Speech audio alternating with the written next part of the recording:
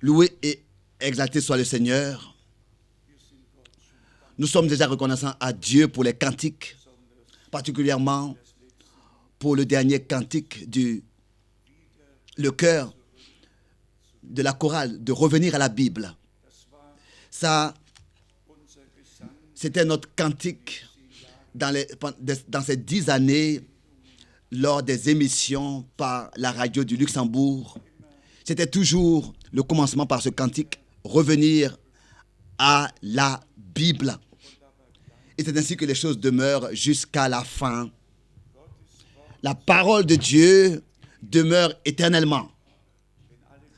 Et même si toutes les interprétations déjà depuis longtemps seront passées et que on ne pensera plus à toutes les interprétations, la parole de Dieu, elle, demeurera éternellement. Et tous ceux qui ont accepté, qui ont reçu la parole de Dieu, resteront aussi éternellement avec la parole de Dieu éternelle. Moi aussi, je voudrais saluer tous, souhaiter à tous la bienvenue, particulièrement tous ceux qui sont là pour la première fois et qui s'ajoutent.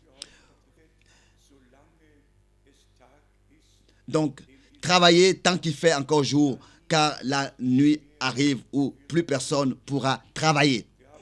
Et nous avons aussi hier eu à faire mention de ce qui est fait avec la Bible.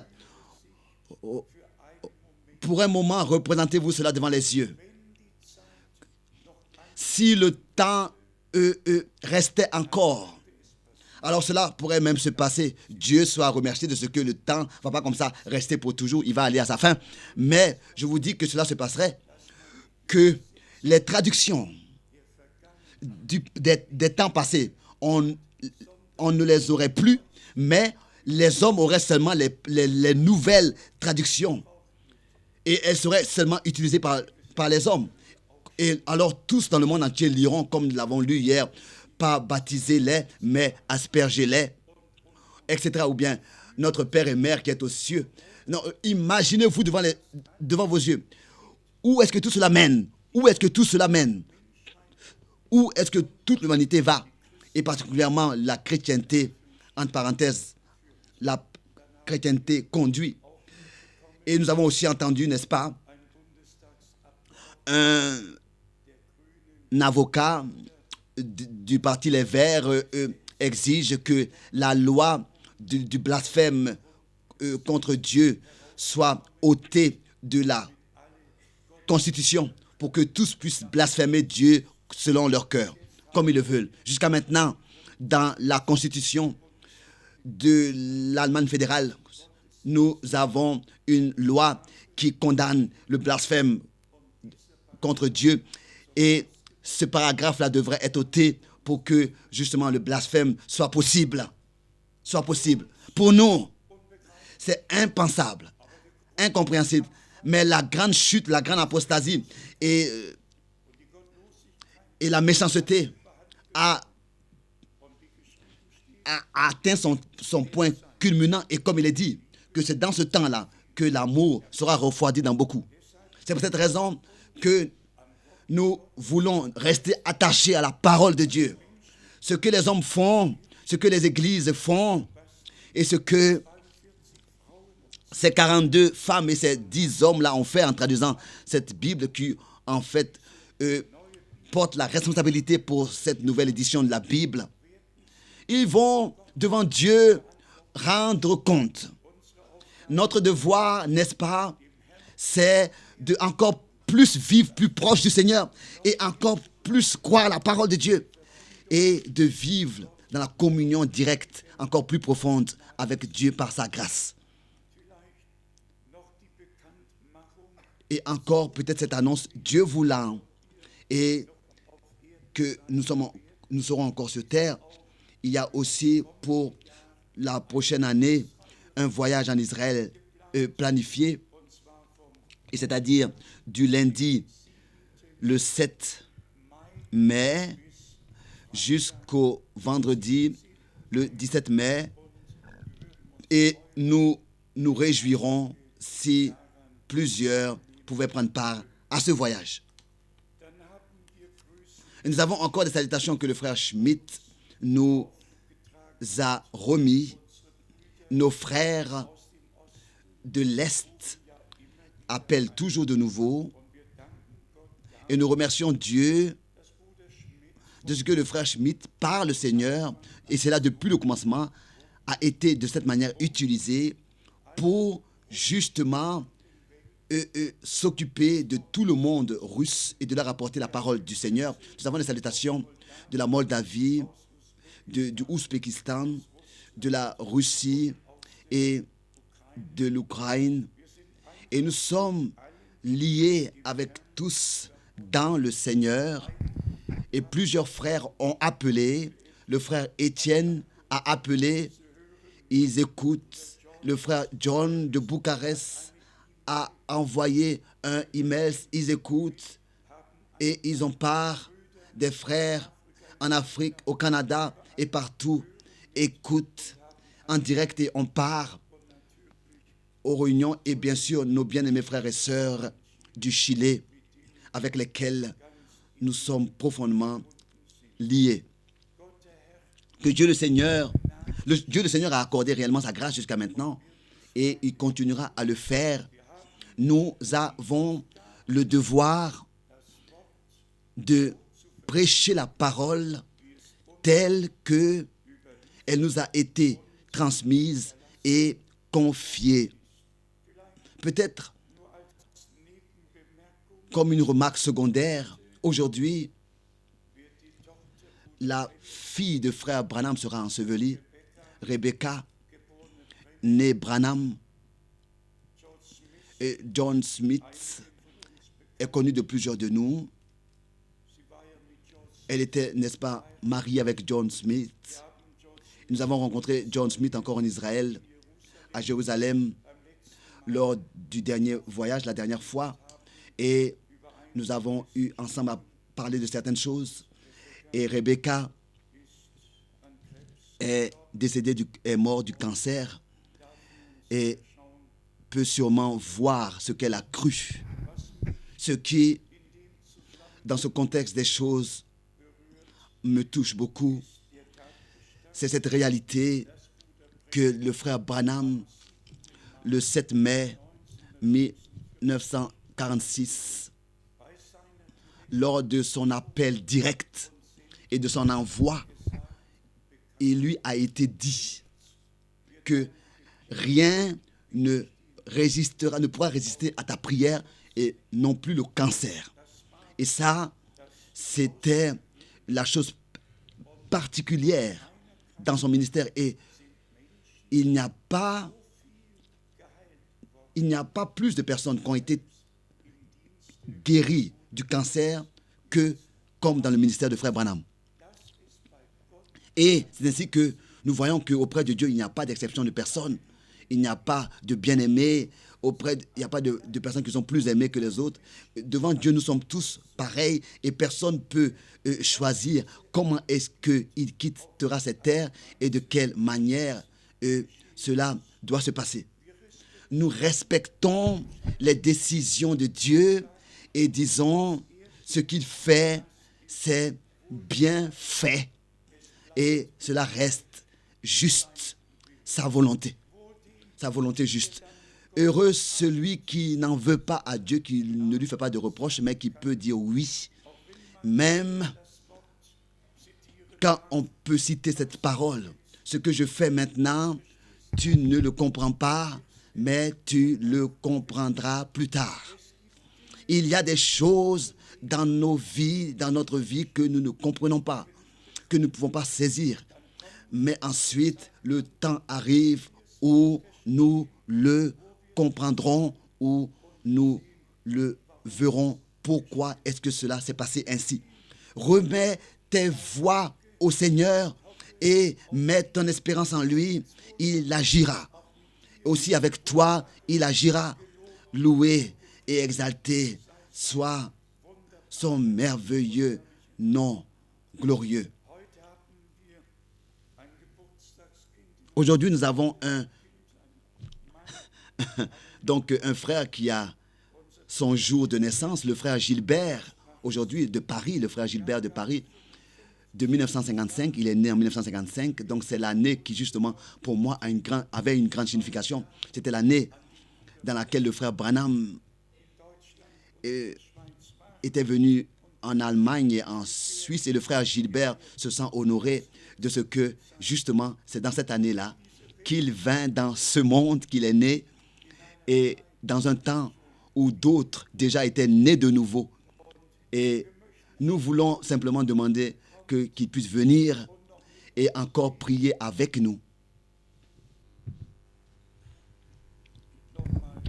Encore une fois, nous souhaitons à tous la bienvenue encore d'ici, partout où vous êtes et que vous écoutez en direct. Vous êtes liés avec nous et avec le Seigneur. Nous avons compris de quoi il s'agit. D'un côté, nous voyons l'union dans les domaines politiques, religieux, une union mondiale. Il parle d'une union globale, d'amener tout sur une tête. Et ensuite, nous voyons aussi l'appel à sortir de l'Église de Jésus-Christ, unis sous la tête Jésus-Christ. Que avec lui, réellement, nous puissions en toutes choses être en accord. Et la paix parmi les hommes sur terre et le bon plaisir de Dieu, ça a été ce qui a été dit lors de la naissance de notre Seigneur. Ça a été le message que aux hommes sur terre, la paix avec Dieu soit accordée, et avec cela, le bon plaisir de Dieu puisse se reposer sur nous. Nous avons compris particulièrement quand nous lisons d'Enoch, il marchait avec Dieu et était le 7e après Adam, et il ne fut subitement plus trouvé sur terre.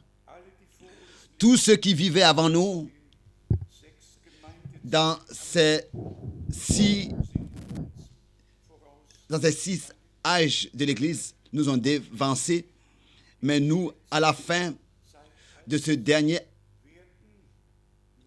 âge, nous allons expérimenter que nous ne serons pas d'abord dépouillés, comme Paul le dit aux Corinthiens, dans 2 Corinthiens au chapitre 5, mais nous serons revêtus, transformés. Et vous savez que les morts en Christ vont d'abord ressusciter, et nous qui sommes restés vivants, nous qui vivons, qui sommes restés vivants, nous, jusqu'au retour du Seigneur, nous serons transformés et nous irons à sa rencontre. Lors de cette remarque que je faisais hier sur l'enseignement de l'évolution, peut-être qu'il faut qu'il soit encore dit que c'est un blasphème direct.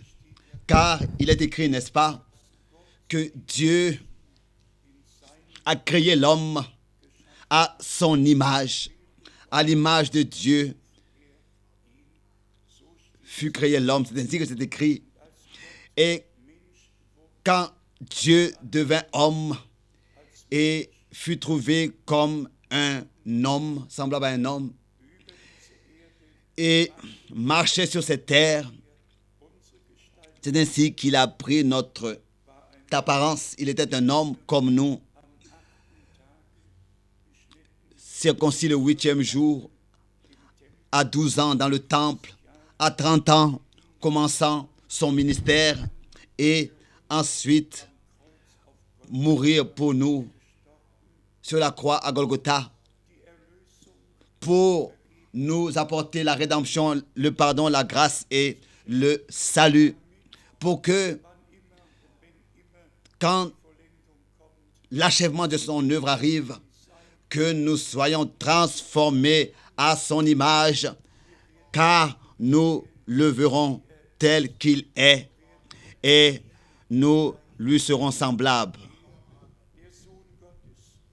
Lui, le Fils de Dieu, et nous, les fils et les filles de Dieu.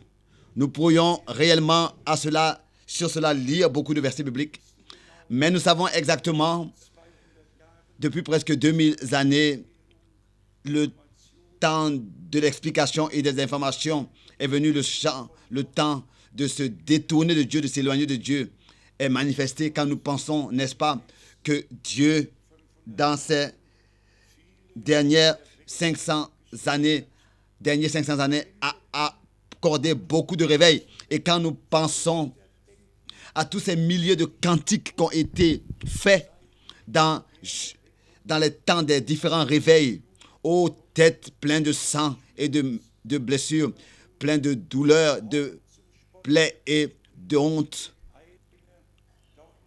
aux têtes couronnées de couronnes d'épines. Quand nous pensons à tous ces cantiques merveilleux, et il y en a des milliers et encore des milliers, quand nous pensons à tous ces cantiques, comment est-ce que l'Esprit de Dieu a justement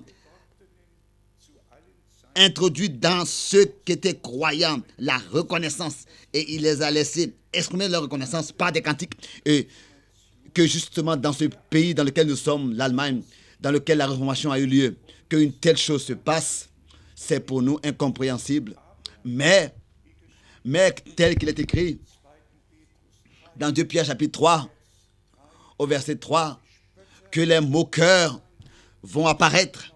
De la même manière, il est écrit dans Jude au verset 17 et 18 qu'il y aura des moqueurs qui apparaîtront, des hommes qui marchent selon leurs propres désirs, convoitises, et ils réuniront le Seigneur. Dans un temps de la chute totale, dans un temps de se détourner entièrement de Dieu, et soyez sincères, sur aucun fondateur de religion il est fait des moqueries comme sur notre Seigneur. Tout ce qui est dit et écrit sur notre Seigneur est impensable. Mais comment est-ce que ce sera pour toutes ces personnes-là quand cette parole trouvera son accomplissement? Que devant lui, tout genou se fléchira et toute langue confessera qu'il est le Seigneur. Oh, comment est-ce que alors ce sera pour eux? Qu'est-ce qu'ils diront? Je pensais à une parole du prophète Zacharie, et ça je voudrais maintenant la lire bien sûr, faisant mention de nous en comparaison avec Israël. En comparaison avec Israël, je voudrais ici lire dans le prophète Zacharie les versets suivants. D'abord, Zacharie, le chapitre 2 au verset 16. Zacharie, chapitre 2, à partir du verset 16. En français, c'est le verset 12. Zacharie 2, verset 12. L'Éternel possédera Juda comme sa part dans la terre sainte, et il choisira encore Jérusalem. Ici, nous avons une vérité qui a été exprimée, qui est importante, que nous lui donnons toute notre attention. Dieu ne va pas de nouveau posséder Juda quelque part comme ça, dans un endroit quelconque, mais là, sur la terre sainte, dans le pays de la promesse, dans ce pays qui a été choisi, dans la ville choisie par Dieu pour elle. C'est là qu'il la possédera, qu'il la recevra, qu'il agréera et qu'il fera d'elle sa possession. C'est là que les deux prophètes auront leur ministère. C'est là que les 144 000 de ces 12 tribus seront scellés, et Dieu va, n'est-ce pas, posséder son héritage sur sa terre sainte, et cela à Jérusalem, pour l'honneur de son nom. Et derrière, il est écrit que toute chair fasse silence devant l'Éternel, car il s'est levé de sa demeure sainte. Silence soit fait devant l'Éternel, toute chair, et que toute chair respecte les décisions divines. Et nous aussi, bien-aimés frères et sœurs, nous devons recevoir cette parole pour nous, dans notre cœur. Dieu va posséder son héritage, ses saints, pas quelque part, comme ça, dans un lieu quelconque, les agréer, les posséder, les recevoir, mais sur le saint, sur la sainte terre de la révélation divine, de sa parole et de sa volonté. Et nous devons être dans la volonté de Dieu. Nous devons être introduits dans sa volonté si nous voulons être possédés et agréés par Dieu. Et souvent, nous avons eu à le dire. Beaucoup de personnes, des personnes qui veulent seulement, être là pour la deuxième résurrection. Ils n'ont pas besoin de faire beaucoup, de s'occuper de beaucoup. Seulement d'être sauvé, ça suffit. Mais celui qui veut prendre part à la première résurrection, à l'enlèvement, au repas de noces, et déjà être là pendant le millénium et qui veut appartenir au troupeau des vainqueurs et régner avec Christ sur son trône, il faut que maintenant il puisse être attentif à ce que l'Esprit dit à l'Église. Beaucoup sont appelés, mais très peu sont élus. Mais maintenant arrive le point important dans Zacharie, le chapitre 12. Zacharie, le chapitre 12, c'est-à-dire dans ce temps-là justement, dans lequel le Seigneur rentrera en possession de son héritage sur la terre sainte qu'il a déterminée pour son peuple naturel. Et c'est ainsi que cela s'accomplira dans Jérusalem, ce qui est écrit dans Zacharie 12. C'est dans ce temps-là que cela s'accomplira, ici à partir du verset 10. Zacharie 12, verset 10. Alors, je répandrai sur la maison de David et sur les habitants de Jérusalem un esprit de grâce et de prière et de supplication. Et arrive maintenant. Et d'une manière qu'ils tourneront les regards. Et ici, la traduction Luther en allemand est mieux. Et ils tourneront les regards vers moi, celui qu'ils ont percé.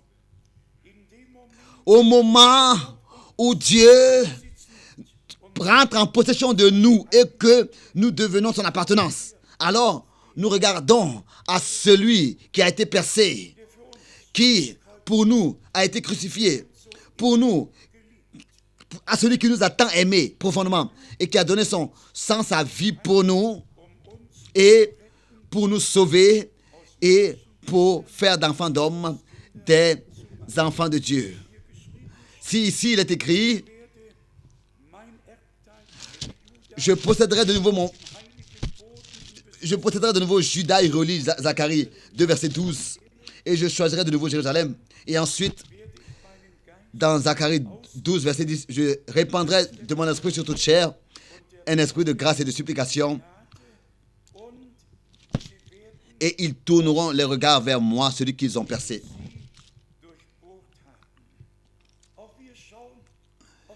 Et nous ne regardons pas non plus à un prophète. Les prophètes sont un ustensile, un outil dans les mains de Dieu. Ils sont le tuyau par lequel Dieu parle. Ils sont la bouche de Dieu. Mais nos regards sont fixés sur le Seigneur, sur le crucifié. Et nous avons ce souhait-là réellement d'être crucifiés avec lui. Que le vieil homme, notre propre moi, soit avec lui donné dans la mort, ait été donné dans la mort pour qu'il puisse par nous vivre sa vie. Et ça aussi, nous avons eu à le comprendre, bien-aimés frères et bien-aimées sœurs. Quand il s'agit que des enseignements sont introduits qui ne sont pas bibliques, alors il y a toujours de nouveau la même chose qui se passe, c'est-à-dire ce qui est écrit dans Actes des Apôtres, chapitre 20. De votre milieu, de parmi vous, il y aura des frères qui s'élèveront et qui apporteront des enseignements étrangers. Ce qui se passe quelque part à l'extérieur ne nous dérange pas. Mais ce qui dérange, c'est toujours quand cela se passe et là où est-ce que ça se passe, c'est-à-dire parmi nous. C'est pour cette raison que nous devons être attentifs à l'enseignement. Et aussi, comme Paul le dit à Timothée, l'a écrit à Timothée, dans 1 Timothée, le chapitre 4, au verset 16. Sois attentif à toi-même. Fais attention à toi-même et à l'enseignement. Fais attention à toi-même et à l'enseignement. D'abord dans Actes des Apôtres 20, verset 30 et 1 Timothée 4, verset 16 et 2 Pierre 2. Car la parole de Dieu, car nous revenons de nouveau à cette expression Jérusalem, la parole de Dieu sortira de Jérusalem, pas de Rome ou bien d'une certaine autre ville, mais de Jérusalem. Et tel que le Seigneur, autrefois, a ramené son peuple d'Israël sur le sol de la promesse, dans sa ville, dans son pays, sur la terre. Et c'est là qu'il rentrera en possession d'eux. C'est ainsi que maintenant, le Seigneur ramène l'Église de parmi les nations et il entre en possession d'elle parce qu'elle est revenue sur les promesses saintes de la parole de Dieu dans l'enseignement qui est sorti de Jérusalem réellement et dans les promesses pour ce temps présent. Comme dans Actes des Apôtres, le chapitre 2, à partir du verset 42, et il demeurait dans l'enseignement des apôtres. Mais ce n'est pas tout. Dans Apocalypse au chapitre 12, l'Église au verset 1 nous est montrée avec une couronne de 12 étoiles sur sa tête. Je peux bien me rappeler, alors qu'en 1954, Frère Branham avait parlé de cela. Et avec toute puissance, il disait que l'Église du Nouveau Testament est couronnée de la doctrine de l'enseignement des 12 apôtres. Ça, c'est la signification de la couronne. Couronnée avec l'enseignement des 12 apôtres. Bien sûr que dans la dernière phase, Dieu, de nouveau, a utilisé un exemple que tous peuvent bien comprendre. Il a, n'est-ce pas, exprimé toutes choses en images. Et il a dit toutes choses en images. Une femme en douleur d'enfantement. Et elle fait naître un fils qui, n'est-ce pas, pètera tous les peuples avec une verge de fer. Et alors nous repartons dans Apocalypse 2. À la fin de chaque écrit, il est écrit que les vainqueurs régneront avec Christ et régneront avec lui. Donc nous sommes simplement reconnaissants à Dieu pour toutes les paroles, pour tous les différents contextes, pour tout ce qui est écrit dans les Saintes Écritures. Et c'est pour cette raison que nous avons aussi reçu cela dans notre cœur, cette parole qui est une règle que nous devons suivre.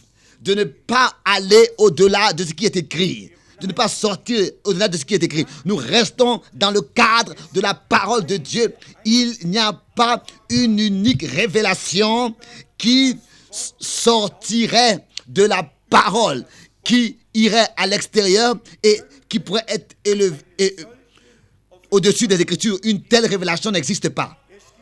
Il y a seulement la révélation de la parole de Dieu et de la volonté de Dieu. Et la volonté de Dieu est dans la parole de Dieu. Et dans la parole de Dieu, nous trouvons la volonté de Dieu. Bien-aimés frères et sœurs, le respect et la crainte que Dieu nous a mis dans notre cœur, nous devrions pour cela lui en être très reconnaissants. De ce que réellement, en toutes choses, nous respectons la parole. Si par exemple Paul, dans 1 Corinthiens, le chapitre 4, dans les premiers 2 versets, parle de ce que nous devons être dispensateurs des mystères de Dieu, que nous sommes dispensateurs des mystères de Dieu. Lisons cela ici. 1 Corinthiens chapitre 4, verset 1, ainsi qu'on nous regarde comme des serviteurs de Christ et des dispensateurs des mystères de Dieu.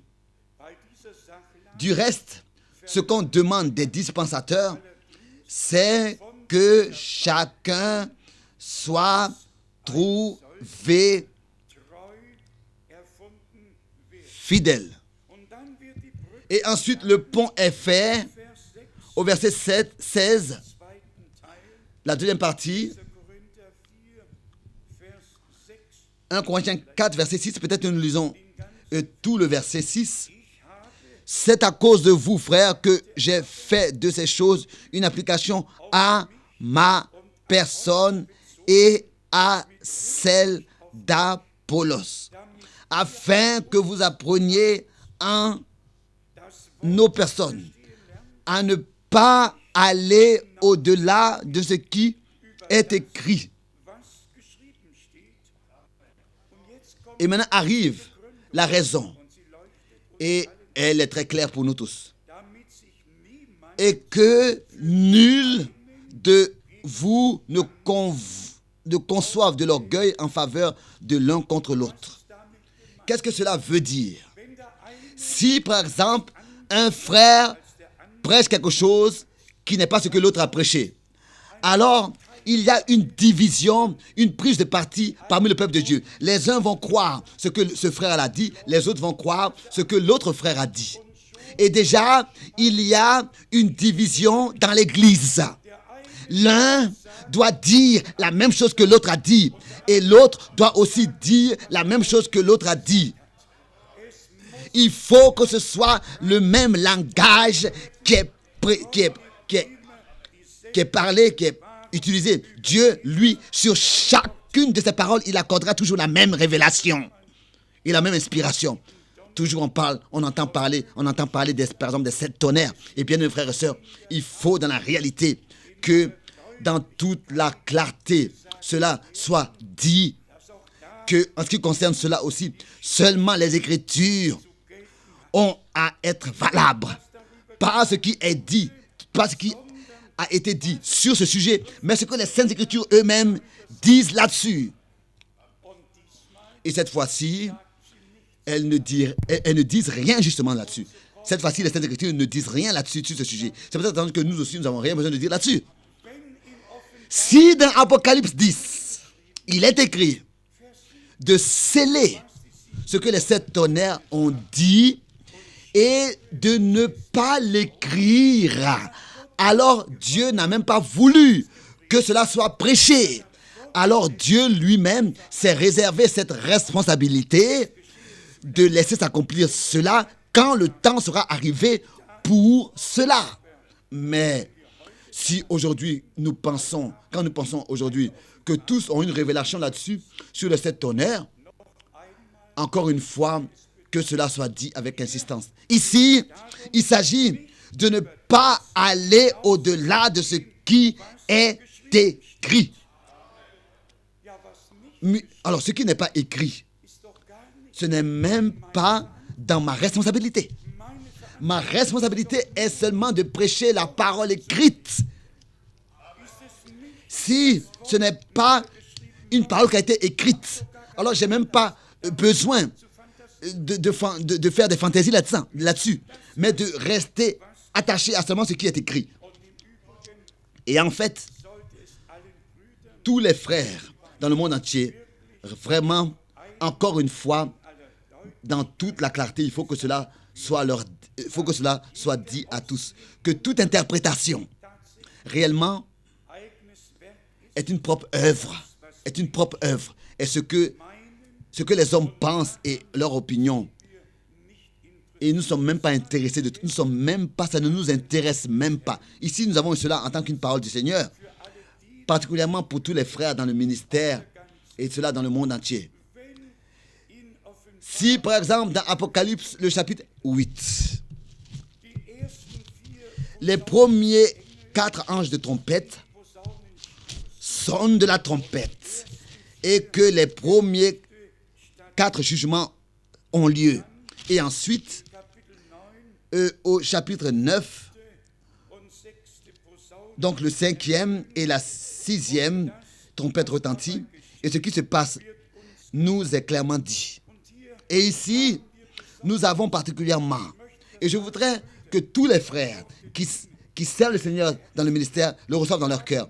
Ici, nous avons dans la 5e trompette déjà le temps de la tribulation dans laquelle les 144 000 seront là, car ils sont les seuls qui, n'est-ce pas, pendant ce temps-là, portent le sceau de Dieu sur le front. Et pendant ces 5 mois de torture, pendant le temps où la 5e trompette sonne, ils seront gardés par la main de Dieu pendant ce temps-là, où tous les autres vont souffrir pendant 5 mois d'une manière très terrible. Et c'est seulement après que la 6e trompette suit dans Apocalypse 9, à partir du verset 13.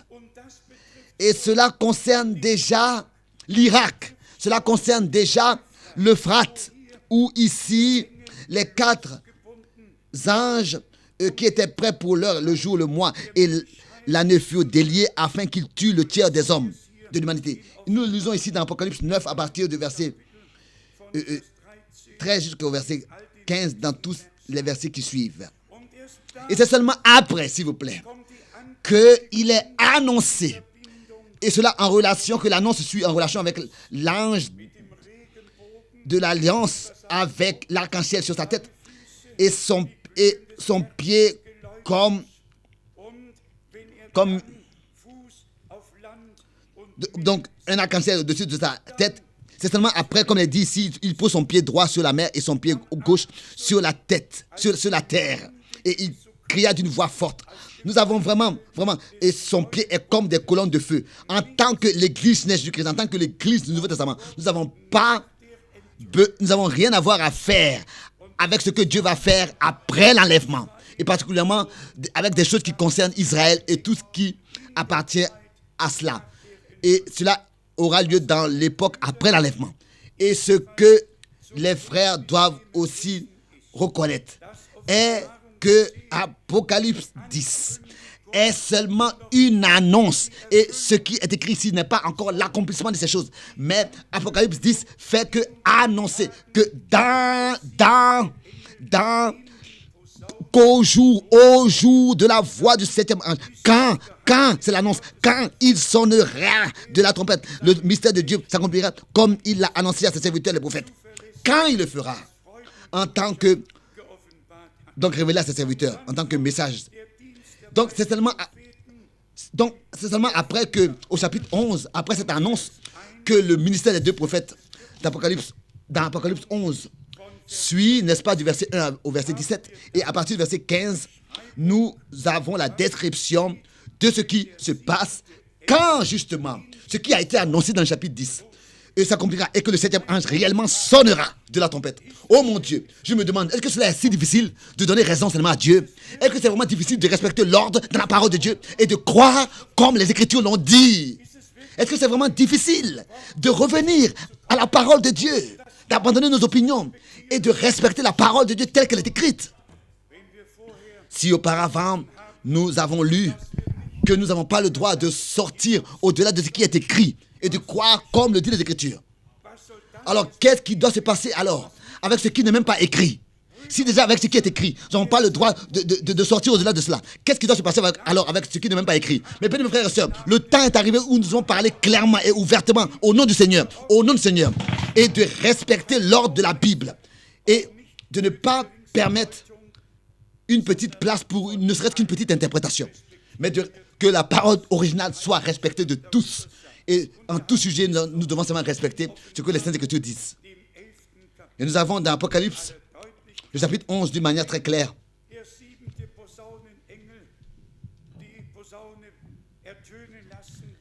à partir du verset 15, que quand le 7e ange sonnera la trompette, alors ce sera, n'est-ce pas, l'accomplissement. Apocalypse, chapitre 11,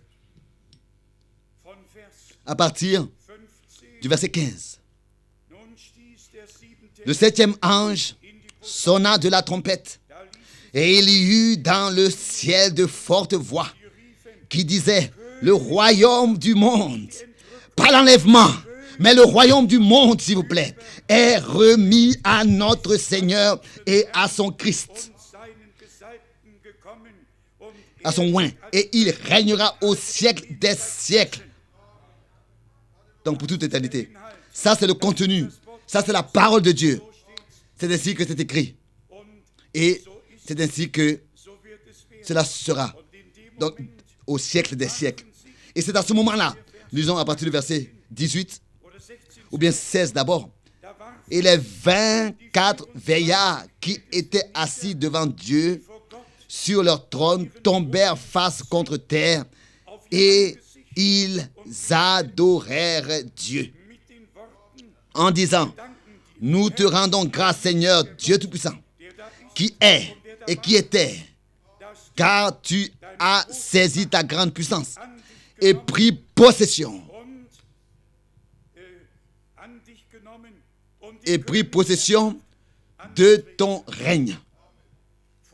Auparavant, nous lisons toujours concernant celui qui est et qui était et qui vient.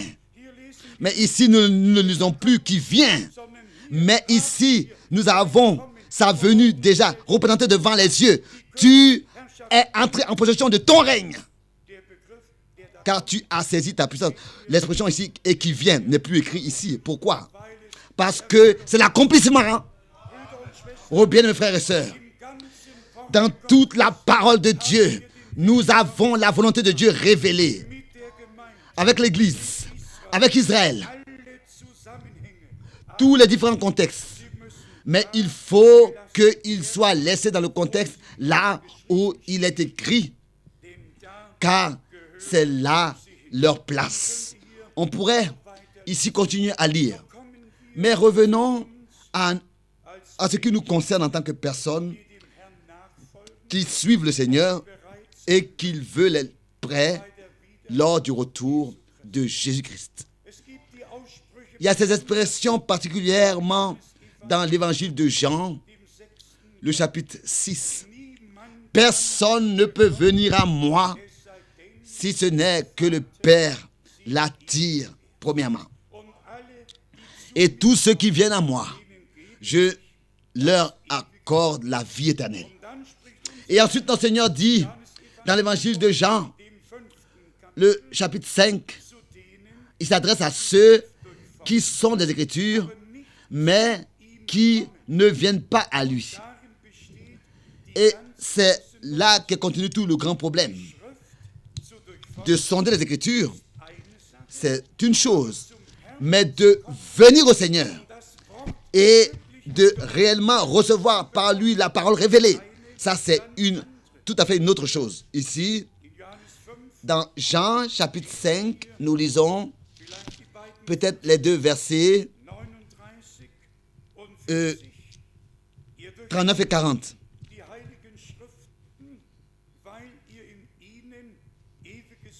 Vous sondez les Écritures parce que vous pensez avoir en elles la vie éternelle. Ce sont elles qui rendent témoignage de moi.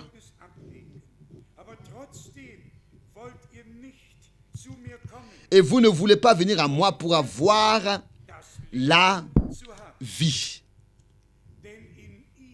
Car c'est en lui qu'est la vie.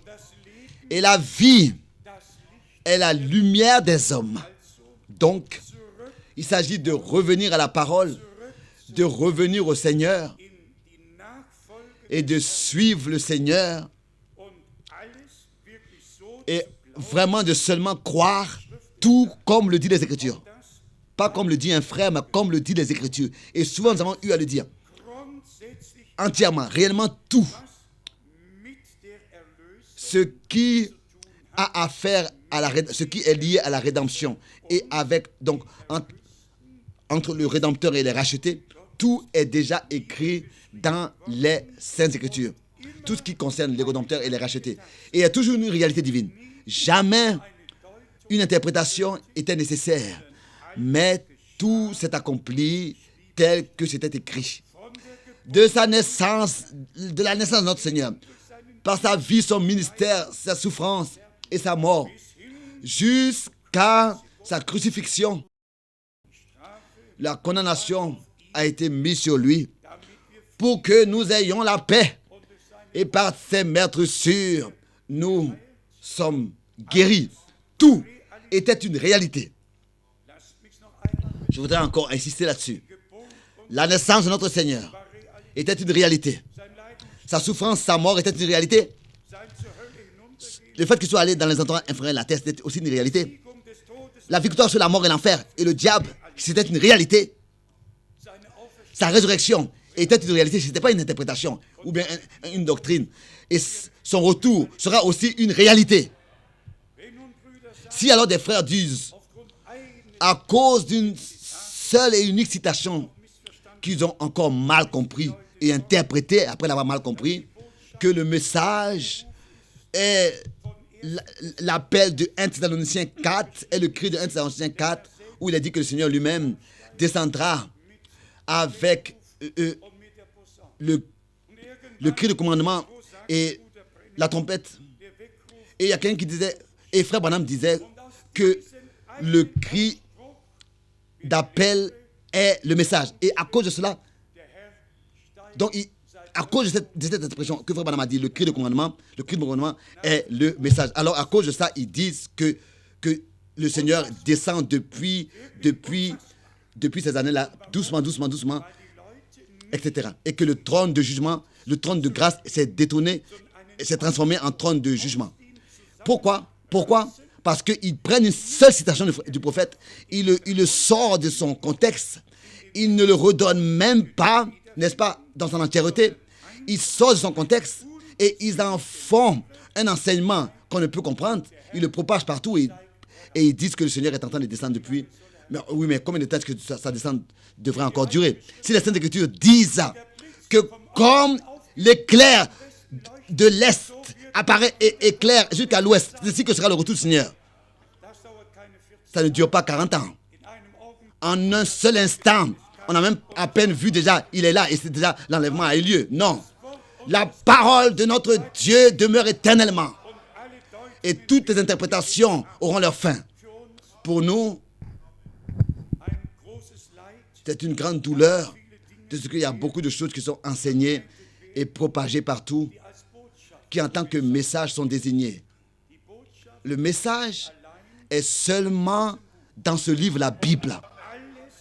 Et tout ce qui n'est pas en accord avec ce livre, la Bible, n'est pas message de Dieu. Ça pourrait être le message d'un frère de New York ou bien d'une autre ville, ou bien le message d'un certain frère d'une autre ville quelconque, ou bien d'un pays. Mais le message divin qui vient de Dieu est seulement et uniquement dans les Saintes Écritures. Et bien, mes frères et sœurs, ouvrons encore ces versets merveilleux dans Hébreux et voyons ce que cela veut dire. Que notre Seigneur a rendu témoignage et que tous ses serviteurs et prophètes, ils ont dit à l'avance ce qui allait s'accomplir et comment est-ce que dans ce temps, nous avons la grâce de le voir de nos yeux. Particulièrement, déjà, dans Hébreux, le chapitre 2, ici, et concernant notre Seigneur et le commencement de son ministère, il est fait mention. Et il est montré comment est-ce que la nouvelle alliance et ce que Dieu, dans l'Ancien Testament, avait promis, a pris son cours. Et cela depuis le commencement, depuis son commencement.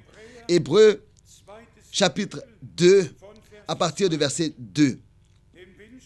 Car si la parole annoncée par des anges a eu son effet, et si toute transgression et toute désobéissance a reçu une juste rétribution, comment échapperons-nous en négligeant un si grand salut? Le salut annoncé d'abord par le Seigneur. Ce salut dont l'annonce a pris son commencement avec le Seigneur en allemand, nous a été confirmé par ceux qui l'ont entendu. Dieu appuyant leur témoignage par des signes, des prodiges et divers miracles, et par les dons du Saint-Esprit distribués selon sa volonté. Selon sa volonté. Tel que le commencement était, c'est ainsi que la fin sera. Dieu va confirmer sa parole. Nous n'avons pas seulement un rappel à ce qui s'est passé. Ça, c'est le modèle divin ici dans la Bible. Et bien, mes frères et sœurs, nous avons la grâce réellement de nous attribuer cette pensée, que l'Église devienne une tente d'assignation, un lieu où le Seigneur se révèle. Et je vous dis, si dans la foi, nous sommes unis et dans l'esprit, et cela en accord avec Dieu et sa parole, dans l'amour envers lui et les uns avec les autres, nous sommes réunis de cette manière, dans l'amour, les uns avec les autres et dans l'amour pour le Seigneur. C'est ainsi que l'action surnaturelle pourra être possible là. Et ça peut déjà aujourd'hui commencer. Cela ne dépend pas de moi, cela n'est pas en mon pouvoir, mais cela est dans le pouvoir de Dieu le Seigneur. Et notre Seigneur lui-même a dit très clairement, « Il m'a été donné tout pouvoir sur la terre comme au ciel. » Sur la terre comme au ciel. Mais qu'est-ce qui s'est passé par la prédication de notre Seigneur au commencement? Les liés ont été déliés. Les prisonniers ont été délivrés. Quand nous pensons à Luc chapitre 4, et en relation avec cela, à Ésaïe 61, et que la même chose doit maintenant s'accomplir. Ceux qui sont liés doivent être déliés. Ceux qui sont perdus doivent être sauvés. Ceux qui sont malades doivent être guéris. Des gens qui sont possédés de certains esprits méchants et démons doivent être délivrés. Ça, c'est le message divin. Le message divin et son effet. Et je le lis ici dans Luc chapitre 4, à partir du verset 17. Et on lui remit le livre du prophète Ésaïe. L'ayant déroulé, il trouva l'endroit où il était écrit. L'Esprit du Seigneur est sur moi, parce qu'il m'a oint pour annoncer aux pauvres une bonne nouvelle, un message qui rend joyeux. Il m'a envoyé pour guérir ceux qui ont le cœur brisé, pour proclamer aux captifs la délivrance et aux aveugles le recouvrement de la vue, pour renvoyer libres les opprimés, pour publier une année de grâce du Seigneur. Ça, c'est le message divin encore aujourd'hui. Pas un message où on se dispute sur certains mots et paroles et citations, mais le message de la croix, le message de la réconciliation. Et ça, je le dis maintenant avec une douleur intérieure. Beaucoup de frères qui ont des fausses doctrines et qui se tiennent sous une influence étrangère. Ils n'ont pas expérimenté sûrement une nouvelle naissance de la semence incorruptible de la parole de Dieu. C'est seulement au moment où nous avons réellement par l'Esprit de Dieu la relation avec Dieu. C'est comme ça que la révélation qui vient de Dieu sera possible, qu'elle nous soit accordée. C'est impossible que d'un côté, certains disent que nous sommes nés de nouveau, et d'un autre côté, ne pensent même pas, n'est-ce pas, à laisser seulement la parole de Dieu avoir raison. La parole, elle est justement la semence. Et le frère Rousse, ou bien quelqu'un, peut-être que tu peux m'amener ce tableau-là dans le bureau avec peut-être que le frère Schmitt peut me la donner. Et le tableau avec les deux sémeurs. On doit le dire ouvertement. Celui qui est envoyé de Dieu, il apportera les paroles de Dieu, il dira les paroles de Dieu, il prêchera les paroles de Dieu. C'est par la prédication qu'on reconnaît est-ce que quelqu'un est envoyé par Dieu ou pas. Je ne sais pas qui c'était, mais ils m'ont offert cette photo, ce tableau. Cette photo, mais ce n'était pas justement comme ça en mémoire, mais c'était pour observer pour nous tous. Ici, il y a le semeur qui sème la bonne semence et vous devez être bien attentif et pour voir le semeur qui est derrière le bon semeur. Derrière le bon semeur. Il reste dans le noir et il est obscur, sombre et il va derrière le bon semeur et il sème sa propre semence. Deux semences tout à fait différentes mais dans le même champ. Et c'est peut-être raison qu'il est dit que c'est en leurs fruits que vous les reconnaîtrez. Et ici est le point, bien-aimés frères et sœurs, et la réalité divine. La vraie parole de Dieu suit d'abord premièrement. Vient d'abord premièrement. C'est seulement après elle que suit l'interprétation. Et tous les véritables serviteurs de Dieu que le Seigneur envoie viennent et portent sa merveilleuse parole. La semence précieuse, il apporte, il la sème sous des larmes, mais il sème la semence précieuse. Et ensuite, il y a des frères qui suivent, qui n'ont pas d'appel, qui peut-être ont le don de parler, ou bien alors ont assez de dollars pour payer un billet d'avion. Mais cela ne veut pas dire qu'on a reçu la permission de Dieu de voyager. Et de tels frères-là viennent toujours avec des interprétations. Et c'est eux qui apportent la confusion. Mais Dieu soit remercié de ce qu'il y a des hommes sur terre encore aujourd'hui qui, n'est-ce pas, ont écouté la voix du Seigneur. Des hommes qui prêtent l'oreille à ce que l'Esprit, pas ce qu'un frère, mais à ce que l'Esprit a à dire à l'Église, et cela par les Écritures.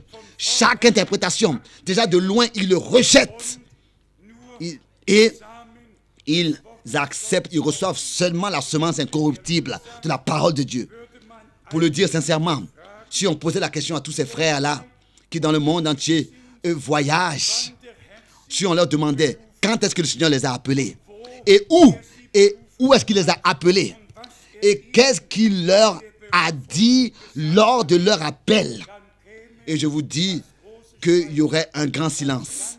Il y aurait un grand silence. Et c'est en cela qu'est le problème. Quand notre Seigneur, par exemple, dit, si j'envoie quelqu'un, d'abord, il faut que le Seigneur ait prononcé l'appel. L'envoi. C'est seulement après que le Seigneur ait prononcé l'envoi de sa bouche qu'on a le droit de partir. Ça, c'est le modèle biblique. D'abord, comme c'est écrit dans Actes des Apôtres, chapitre 13. D'abord, le Seigneur a prononcé un envoi et c'est seulement après que l'envoi a suivi. Vous pouvez aller à Paul lors de son appel. Il lui a été dit pour que tu puisses reconnaître la volonté de Dieu et que tu puisses la révéler à tous les peuples tel que tu as été révélé.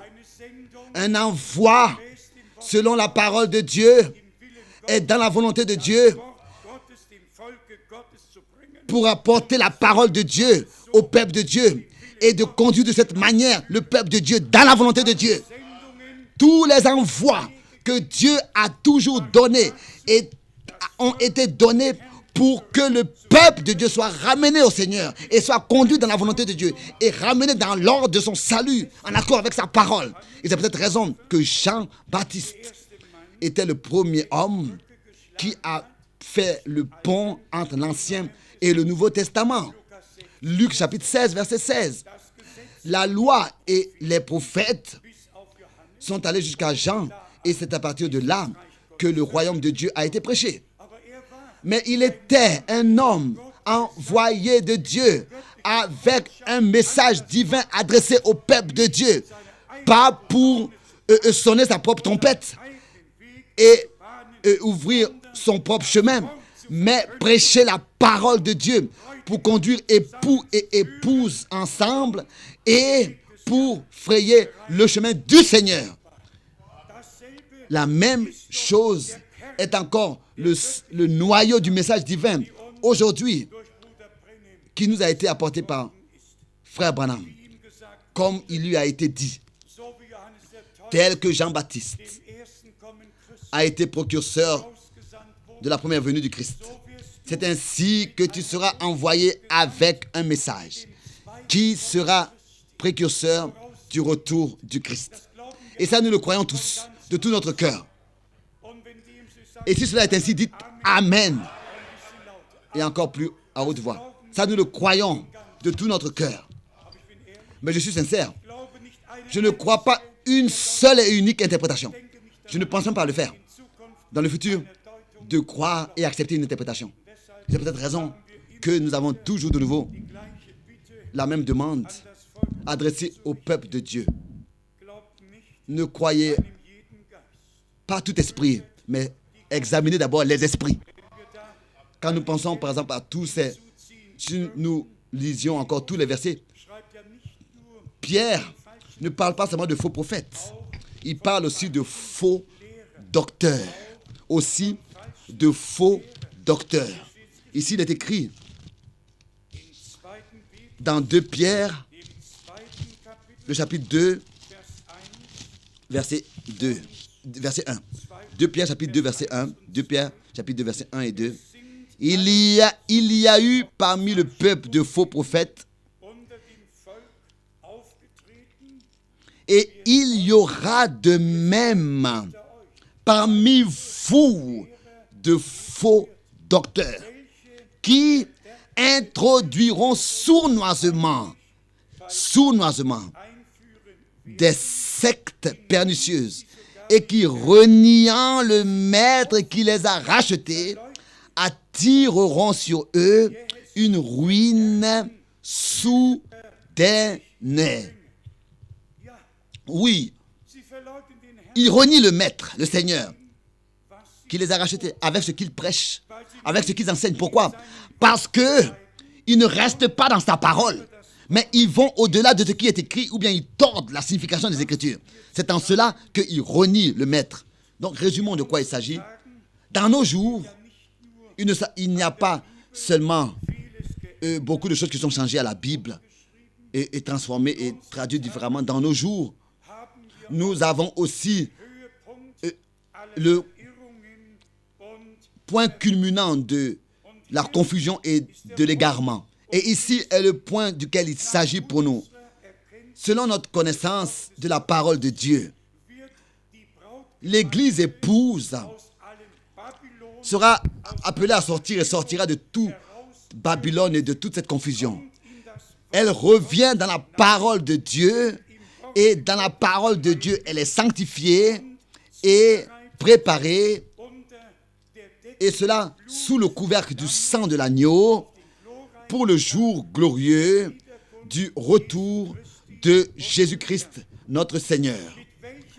Avec quel droit Satan se permet encore, d'une manière nouvelle, parmi ceux qui sont sortis et qui ont été appelés à sortir, d'infiltrer des doctrines et des interprétations qui ne sont pas témoignées par les Écritures et la Bible.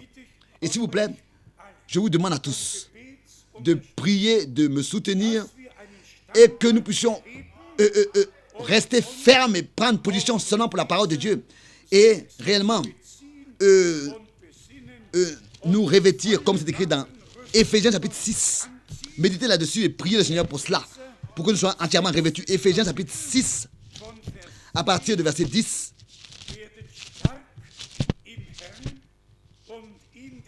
Au reste, fortifiez-vous dans le Seigneur et par sa force toute puissance. Revêtez-vous de toutes les armes de Dieu, afin de pouvoir tenir ferme contre les ruses du diable. En fait, il y a un évêque à Bayern, il a constaté que les écrivains de cette nouvelle Bible, n'est-ce pas, ils ont rendu les choses agréables pour les femmes. Ils ont appelé Dieu Père et Mère, et plus aime ton prochain, mais aime ta prochaine et tout ce qui est écrit. Et cet évêque-là écrit, j'ai seulement attendu jusqu'à que la Bible vraiment soit entre mes mains. Et alors, je voudrais lire ce qu'ils ont fait avec le diable. Et ils l'ont laissé masculin. Ils l'ont laissé. Ces 42 femmes-là ont laissé le diable masculin. Comme c'est écrit ici dans la Bible. L'évêque a vraiment lu. Il a mentionné, je crois que dans 2 Pierre, je crois que c'est dans 1 Pierre chapitre 5, où il est dit que le diable vient comme un lion. Il voulait voir si elles auraient dit lionne. Comme un lion rugissant, il cherche à voir qui est-ce qui pourra engloutir. Et là, ils ont laissé réellement cette écriture telle qu'elle est écrite ici, dans la Bible. Et ils n'ont pas appelé lionne, mais ils l'ont laissé lion. Il a constaté cela. Ici, c'est dans 1 Pierre, chapitre 5. Mais ça, c'est justement seulement en parenthèse. Nous avons le devoir de tout notre cœur croire la parole de Dieu originale. Et tout le reste, le rejeter aussi de tout notre cœur. Et de nous revêtir de toutes les armures de Dieu. Et de rester dans la vérité. Et ça, nous le pouvons seulement si nous voulons, s'il vous plaît, repousser les flèches enflammées du diable, c'est seulement avec la parole. Mais il y a quelque chose qui est nécessaire ici à dire. Aussi à notre Seigneur, l'adversaire est venu avec le ainsi dit le Seigneur, avec le il est écrit.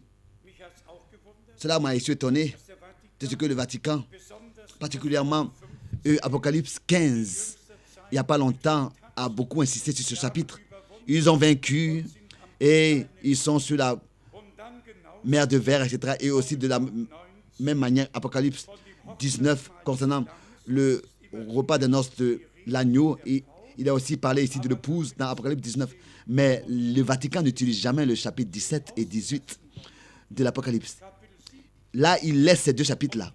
Le chapitre 17 et le chapitre 18, il ne l'utilise jamais. Il ne le considère même pas. Bien, mes frères et sœurs, beaucoup pourrait être encore dit. Je le répète encore. Tous, fondamentalement tous, vont glisser dans la séduction. Si ce n'est que Dieu nous fait grâce pour que nous puissions reconnaître la vérité. Et c'est seulement la vérité qui libère. Et la vérité, c'est la parole de Dieu. Encore ce verset dans Éphésiens, chapitre 6, à partir du verset 12. Éphésiens 6, verset 12. Car nous n'avons pas à lutter contre la chair et le sang, mais contre les dominations, contre les autorités, contre les princes de ce monde de ténèbres, contre les esprits méchants dans les lieux célestes. C'est pourquoi,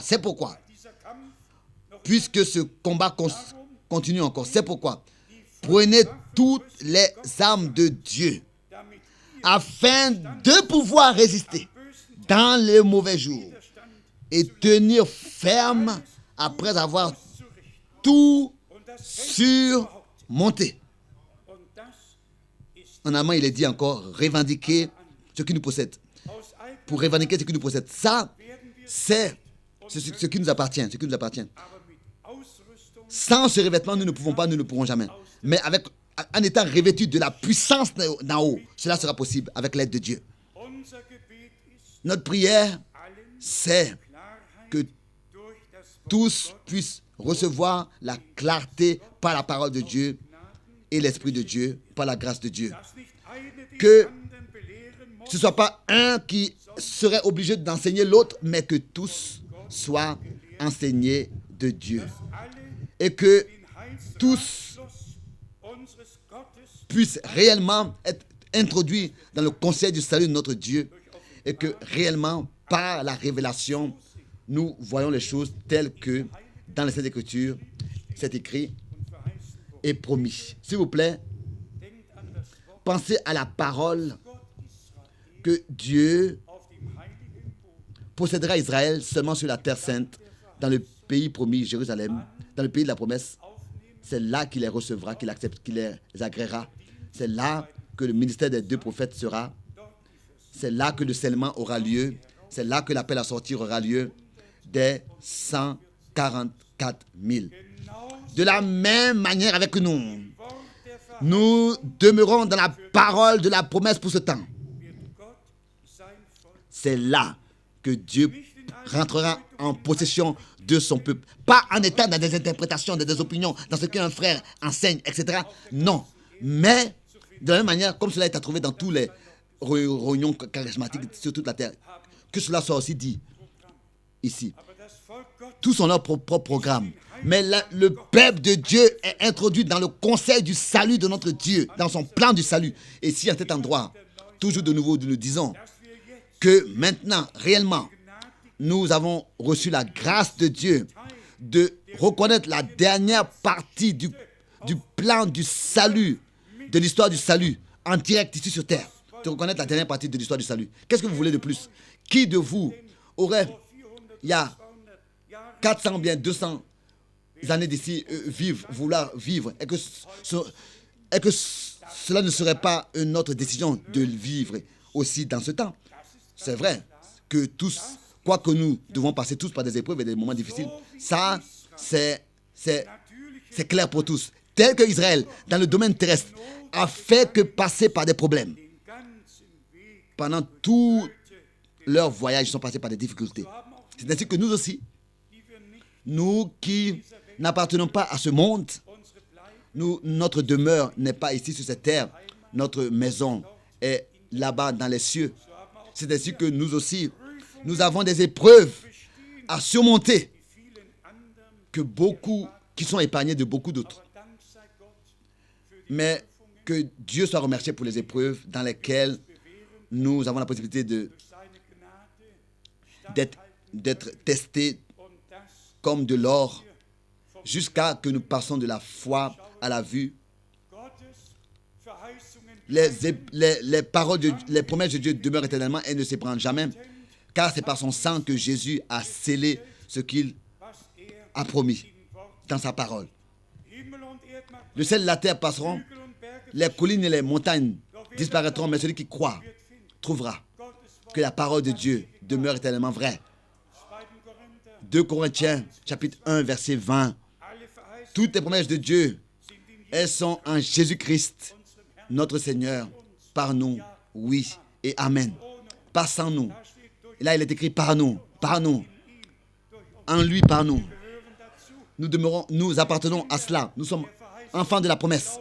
Croyons la parole de la promesse. Et avons reçu le message divin qui devait être précurseur du retour du Christ. Nous l'avons accepté, reçu.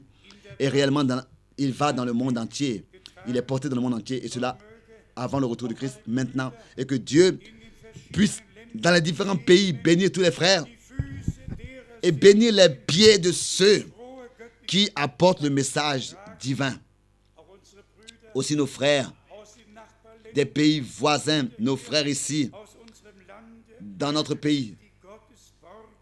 Tous ceux qui, avec véracité, portent la parole de Dieu, qu'ils puissent être bénis et que leurs pieds soient bénis, comme c'est écrit dans le prophète Ésaïe.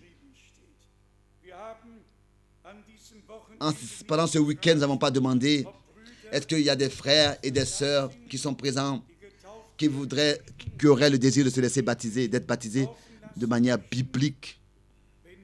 Si cela est le cas, alors nous aurions aussi aujourd'hui la possibilité de le faire.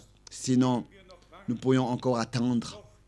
Mais la question serait peut-être adéquate maintenant. Avons-nous quelques frères et sœurs qui voudraient se laisser baptiser? Alors levez courtement les mains, brièvement les mains. S'il y a seulement un seul frère, alors nous allons le remettre à Philippe pour qu'il puisse donc quelque part le baptiser. S'il y en a plusieurs, alors nous allons avoir le baptême. Donc attendons un peu jusqu'au baptême. Que Dieu le Seigneur, si ce n'est que le frère a vraiment le désir de se baptiser, qu'on le baptise aujourd'hui, sinon c'est possible. Sinon nous acceptons tout comme comme le Seigneur conduit. Bien mes frères et sœurs, nous venons à la fin de ce week-end et nous allons consoler dans la foi totale de l'avant. Nous savons en qui nous croyons. Nous savons aussi qui est-ce que nous croyons et en qui est-ce que nous avons mis notre confiance, tel que Paul autrefois l'a écrit. Je sais en qui je crois. Et la même chose, nous pouvons le dire aujourd'hui. Nous savons en qui nous croyons. Qui est-ce que nous croyons? Qui est-ce que nous suivons? Et à qui est-ce que nous appartenons par sa grâce? À lui, le Dieu Tout-Puissant, soit la louange, l'adoration, maintenant et dans toute éternité, pour sa parole sainte et ordonnée, jusqu'à dans tous les petits détails, les petits iota. Ici, la parole de Dieu est ordonnée, chaque chose est à sa place précise. Et c'est par l'Esprit de Dieu que nous sommes conduits dans toute la vérité. Loué et exalté soit le Seigneur notre Dieu. Alléluia. Amen.